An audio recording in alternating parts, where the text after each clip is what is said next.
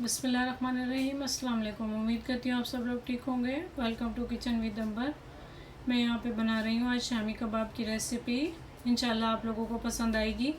बहुत टेस्टी और बहुत मज़ेदार बनते हैं, बहुत सिंपल होते हैं, बहुत ही सादा मसालों से ये तैयार हो जाते हैं। आप लोग ज़रूर ट्राई कीजिएगा इसको।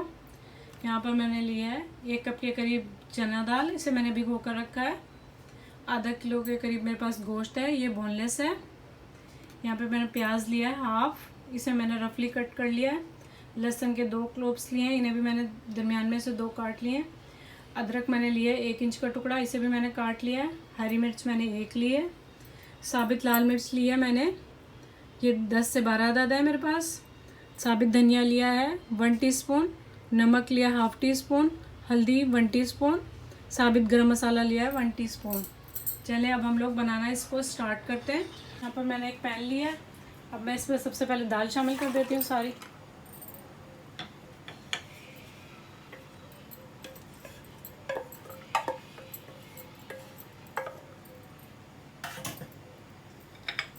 सारी चीज़ें मैं इसमें शामिल कर देती हूँ। ये वाली, ये साबित लाल सारे मसाले साबित जो हैं वो भी शामिल कर रही हूँ मैं इसमें। नमक, हल्दी, साबित लाल मिर्च है मेरे पास, साबित धनिया है। पानी शामिल कर देती हूँ 2 गिलास। साथ ही मैं इसके अंदर गोश्त शामिल कर देती हूँ। मैंने इसमें गोश्त भी डाल दिया है सारा। अब मैं इसे उबाल आने तक पकाती हूँ। उबाल आने के बाद मैं इसे मीडियम फ्लेम पे रख दूँगी जब तक गोश्त और चने की दाल गलती है हमारी। अब मैं इसको उबाल आने का इंतज़ार करती हूँ। यहाँ पर इसमें उबाल आ गया है। अब मैं इसका चूल्हा स्लो करने लगी हूँ। इसे मीडियम फ्लेम पे हमने पकाना है जब तक इसका गोश्त गल जाए और दाल गल जाए। उसके बाद हमने इसका सारा पानी ड्राई करना है और इसे ठंडा कर कर पीस लेना है। चलें अब हम लोग इसे स्लो कर देते हैं इसके चूल्हे को। यहाँ पर मुझे इसे रखे हुए आधे घंटे से 40 मिनट हो चुके हैं। मैं अब इसे चेक करती हूँ कि हमारी दाल गली है या नहीं गली, और गोश्त को भी चेक कर लेते हैं हम लोग। अब इसमें पानी भी है, ये गल चुका है और दाल भी गल गई है। अब मैं इसे चूल्हा फुल कर कर और इसकी भुनाई करती हूँ।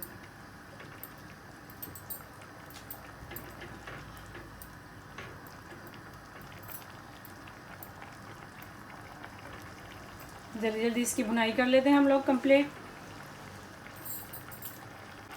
यहाँ पर हम इसकी जल्दी जल्दी भुनाई कर लेते हैं, फिर हमने इसको ठंडा कर कर और चॉपर में चॉप कर लेना है। अगर आप लोग अपने जो भी चीज़ आपके पास हो आप उसमें इसे पीस सकते हैं। मेरे पास यहाँ पर चॉपर है, मैं चॉपर में डालूँगी इसे और चॉप कर लूँगी। अगर आप हाथ से करना चाहते हैं तो आप हाथ से भी कर सकते हैं इसको। हवन दस्ते वगैरह में किसी भी चीज़ में आप लोग करना चाहें कर सकते हैं। अभी मैंने इसे ठंडा भी करना है क्योंकि जल्दी से मैं इसकी भुनाई कंप्लीट करती हूँ। यहाँ पर इसकी भुनाई कंप्लीट हो चुकी है क्योंकि मैंने इसमें थोड़ा सा पानी रखना है क्योंकि ये बोटियों के साथ बनाए मैंने शामी कबाब, इसलिए क्यों फिर इसका कीमा बनेगा तो ये पानी अपना एडजस्ट कर लेंगे। अब मैं इसे जल्दी जल्दी ठंडा करती हूँ और चूल्हे को करती हूँ बंद और इसे जल्दी जल्दी ठंडा करती हूँ और फिर मैं इसे पीसती हूँ। यहाँ पर मैंने सारा कबाब का मसाला चॉपर में डाला है। अब मैं इसे पीसने लगी हूँ। इसे हमें अच्छे तरीके से बारीक पीस लेना है। यहाँ पर ये कीमा पीस चुका है, बिल्कुल बारीक मैंने इसे पीसा है। अब मैं इसके कबाब की शेप देती हूँ, फिर मैं इसे फ्राई करूँगी। यहाँ पर मैंने सारे कबाबों को शेप दे लिया है। अब मैं इन्हें थोड़ी देर के लिए फ्रिज में रखूँगी, उसके बाद मैं इन्हें फ्राई कर लूँगी। फिर मैं यूज़ कर लूँगी और जितने मुझे यूज़ करने होंगे कर लूँगी, बाकी मैं फ्रीज़ कर दूँगी। ये तकरीबन 15 से 20 दिन तक आराम से चलते हैं फ्रीज़र में। आप लोग भी इस तरह कर सकते हैं। अब मैं इन्हें फ्रिज में रख। यहाँ पर मैं शामी कबाब फ्राई करने लगी हूँ।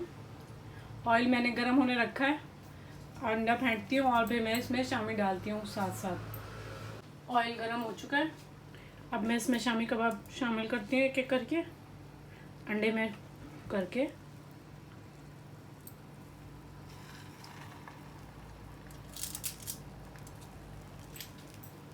ज़्यादा गर्म नहीं करना हमने ऑयल, क्योंकि फिर एकदम से कलर आ जाएगा। वैसे तो ये सब कुछ पका हुआ है मटेरियल इसका, लेकिन फिर भी हमने थोड़ा एहतियात से ही डालना है, ज़्यादा गर्म ऑयल में नहीं डालना, क्योंकि वो फिर ब्लैक कलर के शामी कबाब फ्राई हो जाएंगे आपके। ये फ्राई हो गया एक साइड से, मैं इसे साइड चेंज करने लगी इसकी। अब हमें ये कलर चाहिए इसका, बहुत अच्छा कलर आ रहा है इसका। हमने लाइट ही रखना है कलर को। अब हम इनको भी निकाल लेते हैं, ये फ्राई हो चुके हैं। सारा पका हुआ तो होता है, बस ऊपर से हमने एक थोड़ा सा कलर देना होता है। और एकदम से हम तेज़ चूल्हा भी रख सकते हैं कि ज़्यादा कलर आ जाए एकदम से। नॉर्मल स्पीड ही सही रहती है, और जली हुई की टेस्ट अच्छा नहीं आता, स्मेल भी आती है। इसी तरीके से करके मैं सारे फ्राई करती जाती हूँ।